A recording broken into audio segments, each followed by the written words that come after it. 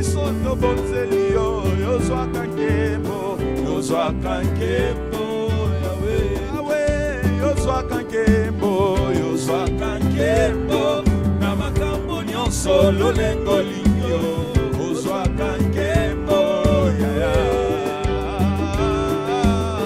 ozwaka nkembo, na makambo nyonso lolengo lingio, ozwaka nkembo, yaya,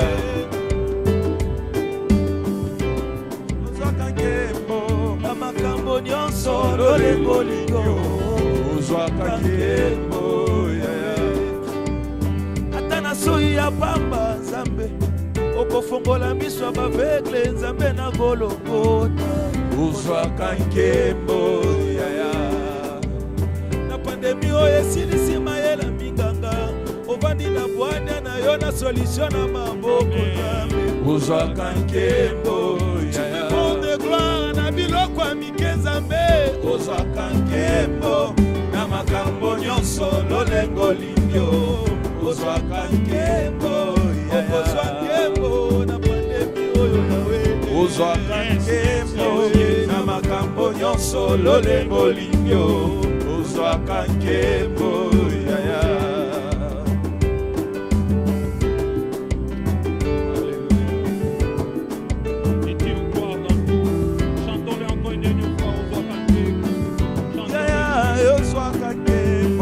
Ozwaka nkembo, na makambo nyonso lolengo lingio, ozwaka nkembo, ya moto yembeli yo, ozwaka nkembo, ozwaka nkembo, na makambo nyonso lolengo lingio, ozwaka nkembo, yaya. Merci Seigneur, nous confessons que tu es Seigneur et que tu tires gloire en tout ce qui peut paraître bon, tout ce qui peut paraître mauvais à nos yeux. Nous confessons Seigneur mon Dieu que tu es celui qui tire gloire dans toutes choses et nous le confessons, tu tires gloire dans tout. Et même dans cette crise mondiale, tu tires gloire parce que tu as des leçons à nous enseigner à travers ces choses. Seigneur, parle-nous, que nos oreilles soient attentives à l'écoute de ta parole. Seigneur, parle-nous, Seigneur, et que ta parole soit une bénédiction, non seulement pour tous ceux qui nous suivent, mais aussi pour nous qui sommes ici, moi-même, à commencer par moi-même, au nom de Jésus. Amen. Que le nom du Seigneur soit béni, que le nom du Seigneur soit loué. Nous vous saluons, bien-aimés dans le Seigneur, vous qui nous suivez sur la radio Parole Éternelle, chers auditeurs de la radio Parole Éternelle, nous vous saluons d'où vous nous suivez, mais nous saluons aussi tous ceux qui nous suivent à travers les réseaux sociaux, où que vous soyez, recevez nos salutations et que la paix du Seigneur soit avec vous dans vos maisons. Si vous êtes à 2 ou à 3, ensemble entre nous suivre, saluez-vous les uns les autres et souhaitez-vous un shalom, souhaitez-vous un shalom, souhaitez-vous un shalom. Que le nom du Seigneur soit loué, que le nom du Seigneur soit béni. Eh bien, depuis dimanche passé, nous avons commencé à parler sur ce thème, quand Dieu bouleverse nos calculs. Eh bien, vous savez que depuis pratiquement 4 mois, et même 5, le monde est en train de traverser une situation qu'il n'a jamais connue, une situation qu'il n'a jamais vécue. Et plusieurs ont vu leur projet être bouleversé, ont vu leur projet être différé. Et, excusez-moi, et nous avons lu notre texte de base, il se trouve dans le Proverbe au chapitre 16, verset 1. Proverbe 16, verset 1. Nous allons le relire, c'est notre texte de base dans cet enseignement. La Bible dit, les projets que forme le cœur dépendent de l'homme, mais la réponse que donne la bouche vient de l'Éternel. Les projets que forme le cœur dépendent de l'homme, mais la réponse que donne la bouche vient de l'Éternel. Nous avons ici, ce passage nous fait comprendre vraiment que nous pouvons projeter, nous pouvons planifier, nous pouvons prévoir des choses, mais le dernier mot revient à l'Éternel. Et c'est ce que même cette situation du Covid-19 nous enseigne que nous pouvons tout faire, mais nous reconnaissons que c'est Dieu qui a les derniers mots. Aujourd'hui, le monde est arrêté. Aujourd'hui, le monde est en pause. Aujourd'hui, vraiment, tout est aux arrêts. Et là, je peux dire avec l'apôtre Paul que tout homme soit reconnu pour menteur et Dieu seul pour vrai. Et nous avons dit que notre ami, notre aîné, notre patriarche Job allait nous enseigner. Et c'est à partir de Job que nous avons vu que les choses peuvent basculer d'un moment à un autre. Mais il est important de tenir, de pouvoir retirer les leçons qu'il fait. Parce que même si 2020 est bouleversé, Dieu n'est pas surpris par ce qui bouleverse le monde actuellement. La Bible dit dans Proverbe 16 que nous avons lu, les projets, c'est l'homme qui les fait, mais la réalisation revient à l'Éternel. Nous avons dit que Job nous enseignait plusieurs choses justement quand nos calculs sont bouleversés. Et la première chose que nous avons dit, c'est que quand les choses sont bouleversées, nous devons nous mettre en tête que Dieu sait tout. Dieu sait tout. Dieu sait tout. Dieu est au courant de tout. La deuxième chose, nous avons dit que quand les choses sont bouleversées, eh bien, il y a des limites à ces bouleversements. La preuve en est que nous mangeons même confinés, nous mangeons, plusieurs même prennent du poids et d'autres même font plus des affaires pendant ces temps. Donc, les limites sont assignées à ces choses. La troisième chose que nous devons comprendre quand les choses sont bouleversées, nous ne devons pas chercher à tout justifier, nous ne devons pas chercher à tout comprendre, mais nous devons mettre à notre esprit qu'avec Dieu, nous devons chercher plus la croissance que la justification. Cherchons plus, qu'est-ce qui nous fait croire dans cette situation? Quelle est la leçon que le Seigneur nous enseigne? Certainement, cette situation permet à plusieurs de revenir à Dieu, parce que très bientôt, le Seigneur revient. Et nous nous sommes arrêtés donc à cette troisième leçon. J'aimerais nous dire, frères et sœurs, et pour continuer, que c'est vrai que nos calculs sont bouleversés et nos calculs peuvent être bouleversés de plusieurs façons, de plusieurs manières dans la vie courante, dans la vie pratique.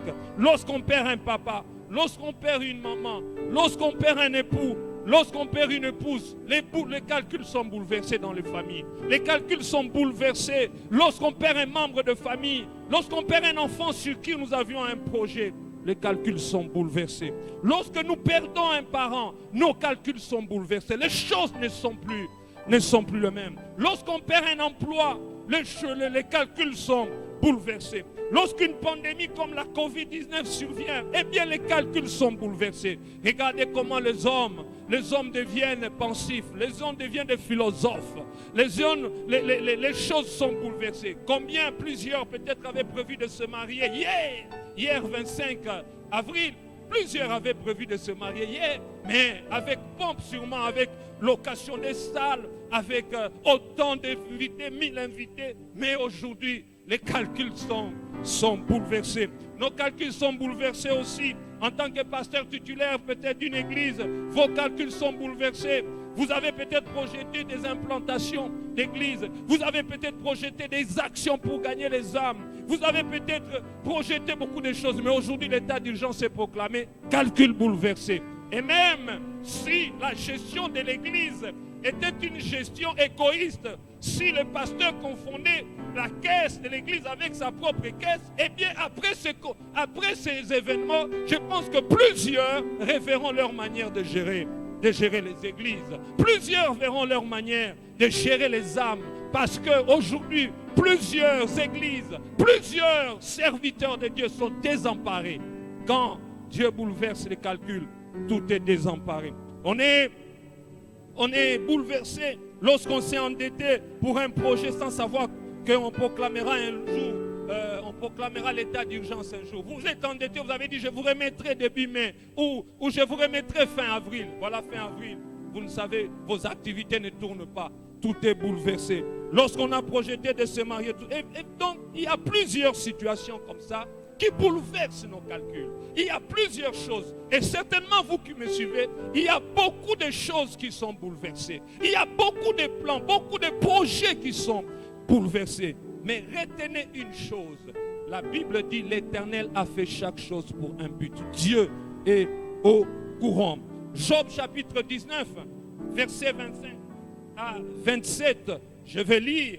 Nous continuons à tirer les leçons de bouleversement que Job a connu. Job 19, 25 à 27. La Bible dit ceci. Mais je sais que mon Rédempteur est vivant et qu'il se lèvera le dernier sur la terre. Quand ma peau se détruira et sera détruite, il se levera. Quand je n'aurai plus de chair, je verrai Dieu. Je le verrai, il me sera favorable. Mes yeux le verront et non ceux d'un autre. Mon âme languit d'attente au-dedans de moi. Eh bien, c'est la 5e leçon du livre de Job que nous tirons là. Eh bien, quelle est cette leçon? C'est que nous devons garder l'espoir. Nous devons garder l'espoir face à l'angoisse, face au bouleversement. Nous, en tant qu'enfants de Dieu, nous devons garder espoir face à ce bouleversement que Covid-19 nous a amené. Nous devons garder espoir. Nous devons garder espoir. Job a dit, je sais que mon Rédempteur est vivant. Il se lèvera le dernier. Quand ma peau sera détruite, combien même mes finances seront réduites durant ce confinement, combien même mes activités ne tourneront pas comme d'habitude, combien même les choses ne vont pas aller, combien même ma peau est détruite, Job dit, mon Rédempteur est vivant, il se lèvera le dernier. Frères et sœurs, quand les choses sont bouleversées, eh bien, gardez l'espoir parce que votre Rédempteur est vivant. Je parle ici aux enfants de Dieu. Je parle à vous qui communiez avec Dieu, à vous qui connaissez, qui avez une communion vraie avec Dieu. Que cette pandémie ne vous fasse pas, ne vole pas votre espoir. Job a dit, même quand ma peau est détruite, il va s'élever. Quand je n'aurai plus de chair, écoutez comment est-ce que vous vous rendez compte. Quand je n'aurai plus de chair, c'est-à-dire il restera seulement les os sur moi. Je verrai Dieu, je le verrai et il me sera favorable. Et j'aime la suite, il dit, mes yeux le verront et non ceux de notre. Oh, je prie qu'après ces temps d'état d'urgence, qu'après ces temps de confinement, que ce ne soit pas les yeux d'un autre qui voient le merveille de Dieu, mais que ce soit tes yeux, Job dit, non pas un autre, mais mes yeux à moi les verront. Les yeux à moi les verront pendant ce temps. Ce ne sont pas les yeux de mon voisin qui verront les merveilles de Dieu. Ce ne sont pas les yeux de quelqu'un d'autre qui verront Dieu. Retenez donc cette 5e leçon. Gardez l'espoir face au bouleversement qui arrive dans votre vie, parce que votre Rédempteur est vivant. Lorsque nous continuons à lire, nous voyons que les 3 amis de Job vont cesser de répondre à Job parce que celui-ci se regarde comme juste. Alors, cela met en colère Élu, fils de Barakel de la tribu de Buz. Il se met en colère. Sa colère s'enflamme contre Job parce que Job se dit juste devant Dieu. Il est aussi en colère contre les 3 amis de Job parce qu'il ne trouve rien à répondre et que néanmoins il condamne Job. Alors Dieu apparaît. Il est capable. Il accable. Quand Dieu apparaît, il accable Job de la majesté de sa parole. Tandis qu'il exprime sa colère contre Eliphaz et ses 2 amis, parce que les paroles qui sont magistralement débitées étaient dénuées de toute vérité, Job va recevoir de la bouche de Dieu un témoignage éclatant de satisfaction parce qu'il a parlé avec sincérité. Job va recevoir un témoignage merveilleux de Dieu. Élihu ne peut être ni loué pour avoir résolu le problème. Non, Élihu ne sera pas loué. Ni blâmé pour avoir parlé de travers. Non, Élihu ne sera pas blâmé. Il n'a dit que la vérité, mais non, toute la vérité. Alors, Dieu va parler et il sera comblé d'humiliation. Eliphaz et ses 2 amis ne recevront leur pardon que lorsque Job accompagnera de son intercession les sacrifices expiatoires. Ainsi, Dieu donne à Job l'occasion d'ajouter à sa soumission envers lui un acte de générosité envers ses amis qui l'ont si cruellement traité. Mais ce n'est pas encore la première moitié du triomphe de Job, frères et sœurs. Cette scène-ci me pousse à tirer la 6e leçon du livre de Job. C'est qu'à la fin de toutes choses, Dieu rétribue toujours les bons et les méchants. à la fin de ces temps de confinement, ceux qui auront baissé leur vie de prière, ceux qui se seront corrompus pendant ces temps de prière, je vous assure, à la fin de ce moment, ceux qui auront persévéré auront leur rétribution. Ceux qui auront baissé dans leur foi auront leur rétribution. Ceux qui auront augmenté plutôt leur communion avec Dieu pendant ce moment auront leur rétribution. Frères et sœurs, nous ne recevrons pas tous le même salaire à la fin de ce confinement. Nous ne recevrons pas tous le même salaire. Il y en a qui, leur foi est activée en fréquentant un bâtiment. Il y en a qui, leur foi est activée quand il y a la communion fraternelle. Quand ils viennent à l'église le dimanche, ils voient les pasteurs, ils voient les anciens, ils voient les frères et sœurs. Ah, en ce moment-là, ils sont frères et sœurs, ils sont chauds. Mais il y en a qui, bâtiment fermé, mais foi ouverte. Bâtiment fermé, mais communion avec Dieu ouverte. Eh bien, je vous l'ai dit, à la fin de ce confinement, chacun recevra selon les œuvres qu'il aura accomplies. Vous avez persévéré, vous avez témoigné de Dieu, vous avez été fidèle avec Dieu pendant ce moment où personne ne vous voit, personne ne vient vous visiter. Peut-être vous, pour que votre foi soit forte, il faut qu'on vienne vous visiter. Il faut que les frères viennent vous visiter à la maison. Il faut que les responsables de la jeunesse viennent vous visiter. Il faut que les responsables des mamans viennent vous visiter. Il faut que les anciens viennent vous visiter. Croyez-moi, je vous l'ai dit, c'est la 6e leçon du livre de Job. À la fin, Dieu rétribuera les bons et les méchants. Dieu a rétribué Job et il a aussi rétribué ses amis. Chacun reçoit les salaires de ce qu'il aura fait, de ce qu'il aura été pendant les bouleversements. Oh, je prie le Dieu qui est juste. Je prie le Dieu qui est fidèle. Rétribue tous ceux qui augmentent leur communion avec Dieu pendant ce temps. Je prie que Dieu rétribue tous ceux qui en cachette, en privé, on ne le voit pas, mais qui cherchent Dieu comme jamais. Dieu rétribuera. Dieu rétribuera. Et Dieu nous laisse passer par des épreuves parce qu'il veut que nous devenions comme lui. Job était un homme exemplaire, mais il avait un grand défaut. Il avait un grand défaut. En effet, il était juste à ses propres yeux. Il est devenu un homme plus humble, plus compatissant grâce à ce qu'il a traversé. Frères et sœurs, l'apprentissage des leçons de Dieu est la clé de l'émergence de la vie de Job. L'apprentissage des leçons de Dieu est la clé de l'émergence de Job hors de la profonde sécurité qu'il avait. Et c'est la 7e leçon que je tire de ce livre de Job. C'est que nous sortons d'une épreuve lorsque nous avons appris les leçons de Dieu. Tant que nous n'aurons pas appris les leçons de Dieu, nous ne sortirons pas de ces épreuves. Nous sortons d'une épreuve quand nous avons appris les leçons de Dieu. Alors la question que je nous pose, qu'aurons-nous appris après ces temps de confinement? Qu'est-ce que nous aurons appris? Pendant ces temps, après ces temps, quelles leçons allons-nous tenir? Oh, Église, quelle est la leçon que l'Église va retenir après ces temps de confinement? Quelle est la leçon que les hommes politiques doivent retenir après ces temps de confinement? Quelle est la leçon, hommes politiques, hommes de Dieu, frères et sœurs, quelle est la leçon que nous devons retenir? J'insiste, nous sortons d'une épreuve lorsque nous aurons compris les leçons. Tant que nous n'aurons pas compris les leçons de ce confinement, Dieu permettra un autre sort de confinement. Je prie que les églises, corps l'église, corps du Christ, nous puissions retenir, nous puissions tirer les leçons. Vous pouvez tirer les leçons, hommes de Dieu, de ce confinement, que vous ne devez pas gérer l'église comme votre boîte. Vous pouvez tirer de ce confinement, homme de Dieu, que vous ne devez pas gérer l'église comme votre boutique. Vous pouvez tirer, homme de Dieu, comme leçon, que vous ne pouvez pas que prêcher sur la prospérité. Vous ne pouvez pas qu'amadouer les gens dans les prédications. Vous pouvez tirer de ce confinement des leçons que nous n'avons. Notre premier travail, c'est de préparer d'abord l'église à la rencontre de son Dieu. Parce qu'un jour, le monde peut s'arrêter comme il s'arrête là. Et le monde peut s'arrêter comme il s'arrête là. Sachez que les épreuves peuvent nous rendre amers ou meilleurs. Le temps de confinement ici peut nous rendre amers ou meilleurs. Celle de Job, le temps que Job a traversé l'épreuve, ils l'ont rendu meilleur. Ils l'ont rendu meilleur. Qu'est-ce que ce temps nous rendra? après les confinements, deviendrons-nous meilleurs ou allons-nous nous enfoncer? Les nations deviendront-elles meilleures? Les dirigeants deviendront-ils meilleurs? Auront-ils des leçons à tirer de la gestion des pays, de la gestion des nations? Vous voyez, une ville comme Kinshasa, j'ai suivi les autorités. Il est difficile de la confiner à 100%. Pourquoi? Parce que notre économie ne marche pas.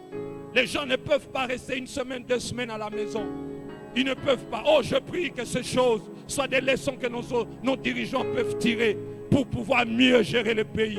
Pour pouvoir mieux gérer le pays. On dit, mettez vos masques. Mais regardez, je circule, je vois. Oh, bien-aimé dans le Seigneur, n'eût été la grâce de Dieu si ces virus pouvaient emporter les gens comme ça emporte en Occident, en Amérique, Kinshasa disparaîtrait en 2 jours. Mais la grâce de Dieu est là. Parce que quand je vois la manière dont les gens sont, quand je vois les dimanches, comment les gens font les jogging, sans même de distanciation sociale, je regarde, je me dis, oh Seigneur, c'est ta grâce seulement, c'est ta grâce, c'est ta grâce. Je prie que nous puissions comprendre cette 7e leçon que nous enseigne Job. Nous sortons de l'épreuve lorsque nous aurons appris les leçons de Dieu. Alors, que faire quand nos calculs sont bouleversés? Qu'est-ce qu'il faut faire? Que faire quand vous avez projeté de vous marier au mois de mars et que le mariage se soit déroulé autour de 10 personnes? Que faire quand vous avez prévu d'avoir une grande fête pour votre mariage? Quand vous avez prévu un voyage d'affaires et que ce voyage n'a plus eu lieu? Que faire quand Dieu a bouleversé les choses et que les choses se passent comme vous n'avez jamais? Vous vous attendez à un visa et le visa, le voilà, il est mis en pause. Que faire quand nos calculs sont bouleversés? Première chose, quand Dieu bouleverse les choses dans nos vies, reconnaissons la souveraineté de Dieu. Alléluia. Reconnaissons la souveraineté de Dieu. Proverbe 16, 1 le dit. Les projets que forme le cœur, eh bien, dépendent de l'homme. Mais la réponse que donne la bouche vient de l'Éternel. Reconnaissez la souveraineté de Dieu. Oh, j'aime le Seigneur. Aujourd'hui, même les nations les plus grandes reconnaissent qu'ils sont limités. J'en suis un des grands dirigeants de ce monde qui commence même à conseiller aux gens de pouvoir prendre les désinfectants et de commencer à les consommer. Vous voyez comment l'homme est limité. L'homme est limité. Même les dirigeants des grandes nations ne savent plus à quel sens se vouer. Quand les choses sont bouleversées, reconnaissons, il n'y a que Dieu qui est puissant. Reconnaissons, humilions-nous. J'ai aimé ce qu'un des chefs d'État d'Afrique a fait.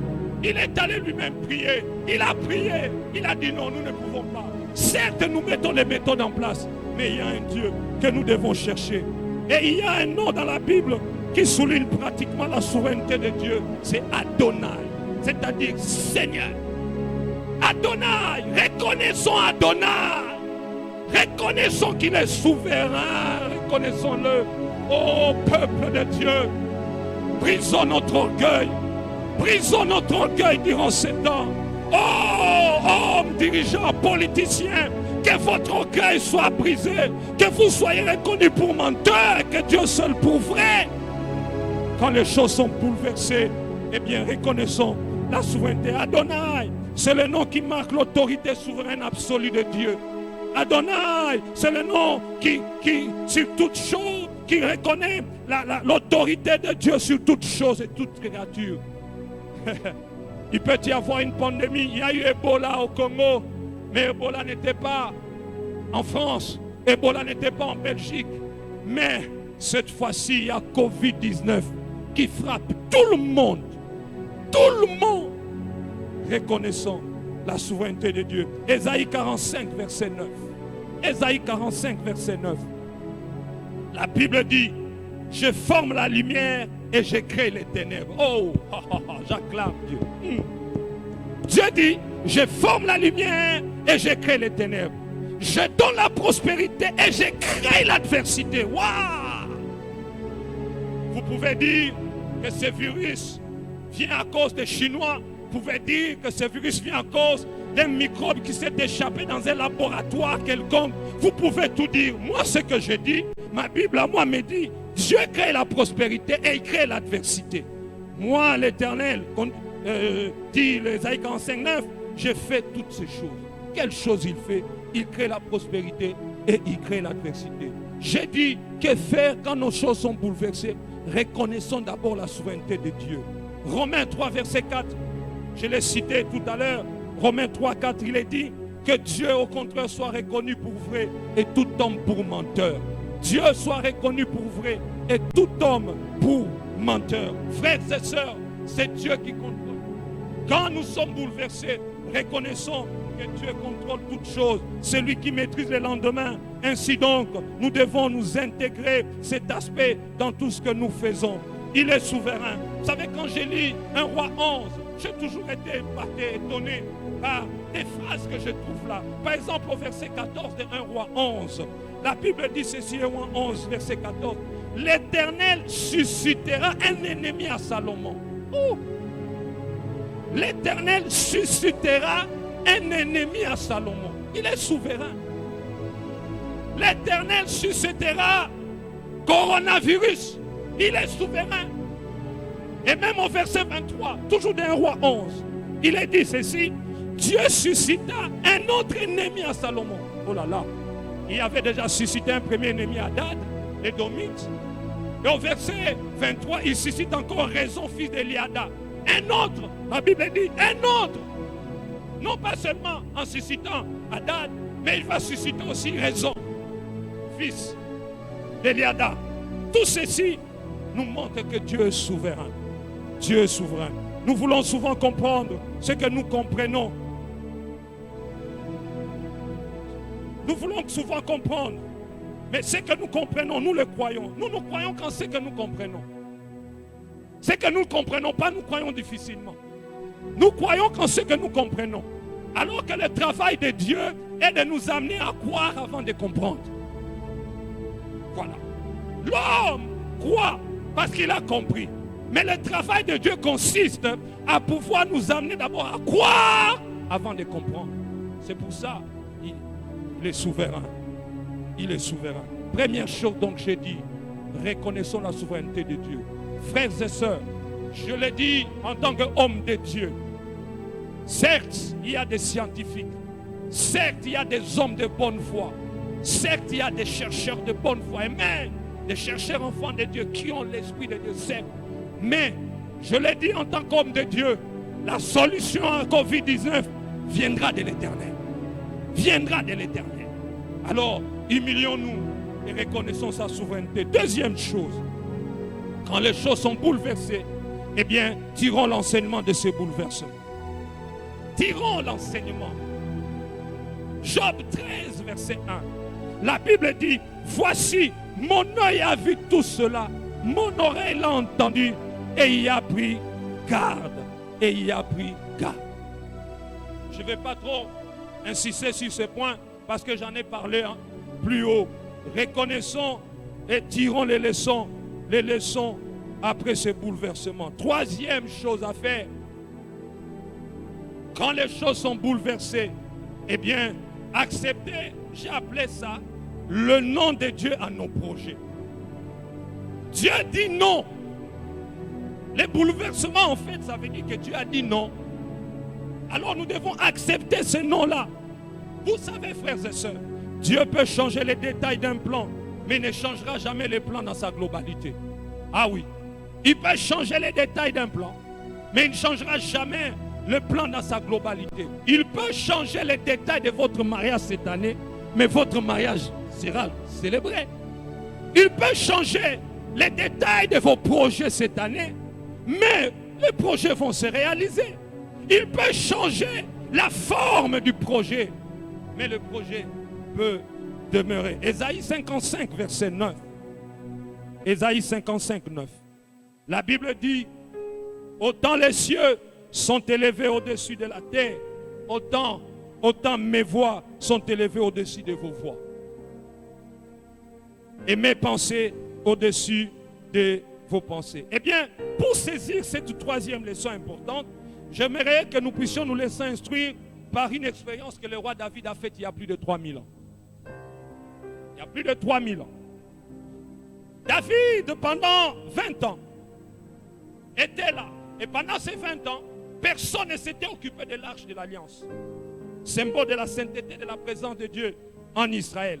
Cet arche avait été oublié à Kirjat Jéarim. Il a été oublié. Alors David a décidé de sortir l'arche de sa cachette, entre guillemets. Et il va ramener l'arche à Jérusalem.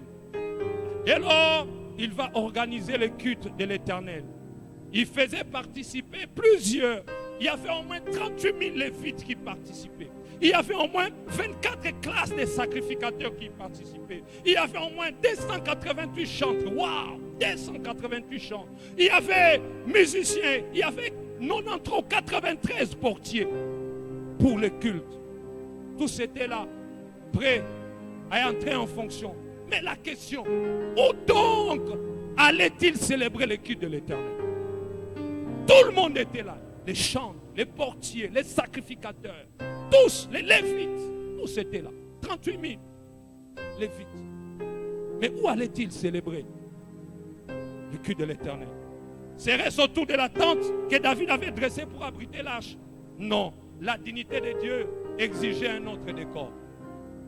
On comprend d'autant mieux les désirs ardents alors de David de pouvoir bâtir un temple pour Dieu. Servir de cadre à une adoration qui devait honorer Dieu. Et David va s'ouvrir à Nathan. 2 Samuel 7, verset 2. David s'ouvre à Nathan. 2 Samuel 7, 2. Il a dit, vois donc, j'habite dans une maison de cèdre et l'arche de Dieu habite au milieu d'une tente. Et Nathan n'a fait qu'appuyer David dans sa détermination. Verset 3 de 2 Samuel 7.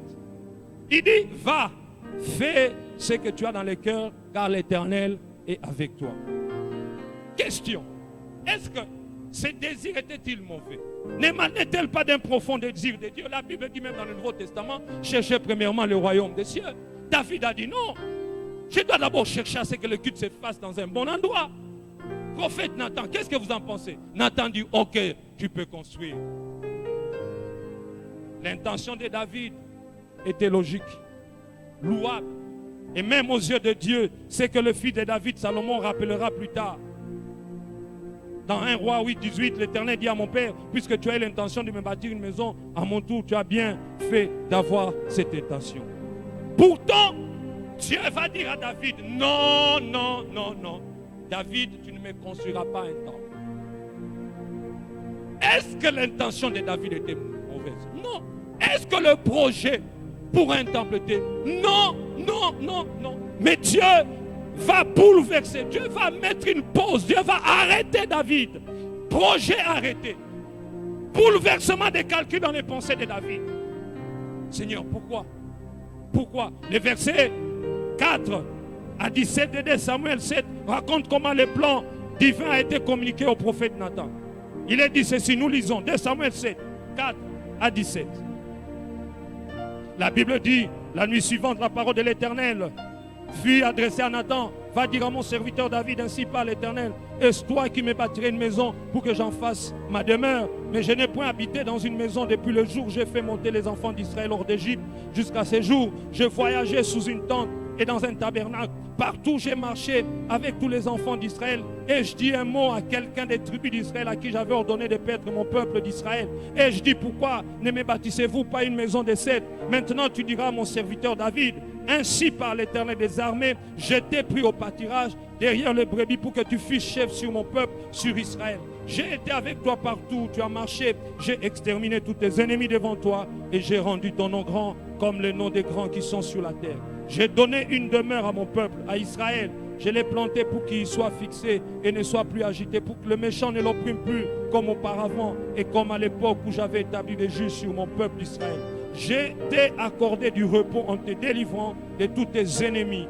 Et l'Éternel t'annonce qu'il te créera une maison. Quand tes jours seront accomplis et que tu seras couché avec tes pères, j'élèverai ta postérité après toi. C'est lui qui sera sorti de tes entrailles et j'affermirai son règne. Ce sera lui qui bâtira une maison à mon nom. J'affermirai pour toujours le trône de son royaume. Je serai pour lui un père et il sera pour moi un fils. S'il fait le mal, je le châtierai avec la verge, etc. Eh bien, vous pouvez continuer la lecture. Ce verset signifie simplement que Dieu acceptait le plan de David, mais il en différait la réalisation. Dieu acceptait le projet de David, mais il en différait la réalisation. Verset 11 à 13 nous dit, l'Éternel annonce qu'il te créera une maison. Oh, j'aimerais dire à quelqu'un que Dieu n'a pas rejeté ton plan. Dieu n'a pas rejeté tes projets. Simplement, il a différé sa réalisation. Coronavirus n'a pas arrêté le projet. Tu as un bon projet et même approuvé, louable à la gloire de Dieu. Mais voilà, Covid vient l'arrêter. Non, le projet n'est pas arrêté. Mais seulement, Dieu va différer sa réalisation. Pourquoi Dieu a dit non à David? Pourquoi? David ignorait les raisons du refus de Dieu. Et il arrive que nous ne saisissons pas non plus pourquoi Dieu permet que les choses soient bouleversées ainsi. La volonté de Dieu est très souvent, j'aime le dire, elle est très souvent un mystère pour nous. Mais l'Écriture nous enseigne à respecter les mystères. Pourquoi donc ce nom de Dieu dans le projet si louable de David pour lui? 4 raisons. Je me limiterai à une aujourd'hui parce que je dois bientôt terminer. Pourquoi Dieu dit non? Un bon projet. Projet d'implantation. Il y a des quartiers qui ont besoin de gens ici à Kinshasa, à l'intérieur, partout. Nous projetions, vous projetez d'implanter. Pourquoi Dieu dit non? Pourquoi Dieu arrête? Pourquoi Dieu arrête ces projets? Pourtant, l'église peut-être se serait retrouvée dans ce business-là. Pourquoi Dieu l'a arrêté? Pourquoi? Il y avait des lévites, il y avait des sacrificateurs qui avaient besoin d'un temple pour servir, pour travailler à la gloire de Dieu. Mais pourquoi Dieu arrête? 4 raisons, je l'ai dit. La première raison, je vous la donne ce matin. Il reste, si Dieu nous prête vie, le dimanche prochain. D'abord, la première raison, c'est que nous devons savoir, pour construire le temple, il fallait à David un fils nommé Paix. Jusqu'alors, David n'avait cessé d'affronter des ennemis sur le champ des batailles. Et d'autres conflits allaient encore éclater dans les armées, dans les années à venir. Des conflits douloureux qui vont même susciter la discorde au sein de sa famille. Tout cela ne lui aurait donné guère le temps d'édifier le plan de Dieu. Dieu a dit non. C'est que moi, ce qu'il faut pour moi, il faut que la personne ait le temps de faire ce que me reviendra. Oh, cela n'était pas indiqué qu'un homme de paix, c'était indiqué qu'un homme de paix bâtisse et édifie la maison de Dieu. David n'était pas un homme de paix, c'était un homme de sang. C'était un homme qui était tout le temps dans les batailles, qui était tout le temps préoccupé, qui était tout le temps en guerre. Quand est-ce qu'il allait avoir réellement le temps de bâtir le temple? Parce que nous le verrons avec les raisons qui viendront, frères et sœurs. Ce temple-là, il est magnifique. Il est magnifique. Il fallait une autre personne pour réaliser le plan de Dieu. Je suis peut-être déçu, désolé de vous dire. Peut-être c'est quelqu'un d'autre qui fera ce que vous aviez pensé faire. Dieu ne vous trouve pas peut-être vous digne de faire ce que vous avez projeté. En fait, l'essentiel c'est quoi? L'essentiel ce n'est pas l'auteur de l'œuvre. L'essentiel c'est l'œuvre elle-même qui est primordiale. Peut-être Dieu vous a arrêté parce qu'il trouve qu'il faut quelqu'un d'autre. Accepter la souveraineté de Dieu. Accepter la souveraineté de Dieu. Je vais m'arrêter là ce matin et vous dire, frères et sœurs, que les plans de Dieu peuvent changer dans les détails, mais pas dans leur globalité. Les plans de Dieu pour l'Église, corps de Christ, peuvent changer dans les détails durant ces temps, mais pas dans la globalité. Quand Dieu bouleverse les choses, c'est qu'il a un autre plan B pour que ces choses se réalisent. Ne nous lamentons pas trop, ne nous plaignons pas trop, mais louons Dieu, celui qui maîtrise toutes choses. N'oubliez pas comme Job, c'est que tant que nous n'aurons pas tiré les leçons de ce confinement, tant que nous n'aurons pas tiré les leçons de ce bouleversement, Dieu peut susciter un autre confinement d'une autre manière. Oh, Église, remettons-nous à Dieu. Il est souverain Pour ceux qui entendent les Lingala qui me suivent, j'aime le dire. Nzamba za mkolo. Aleki batu nyonso na mayele. Tika to betele mabo. Kwa za mkolo. Que Dieu vous bénisse, prions.